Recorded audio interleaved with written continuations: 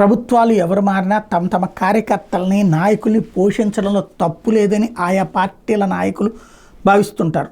దానికి ఏదో ఒక సోర్స్ కావాలి, అది ప్రభుత్వ సొమ్ము నేరుగా తినాలి.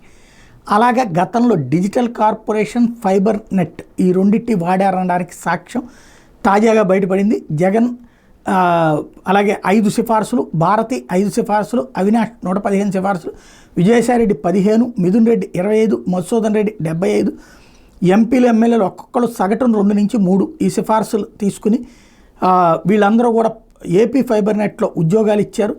ఇప్పటిదాకా అధికారుల పరిశీలనలో వివరాలు తేలి వైసీపీ పాలనలో ఫైబర్ నెట్ కార్యాలయంలో మొత్తంగా ఉపాధి పొందిన వాళ్ళ సంఖ్య 1255.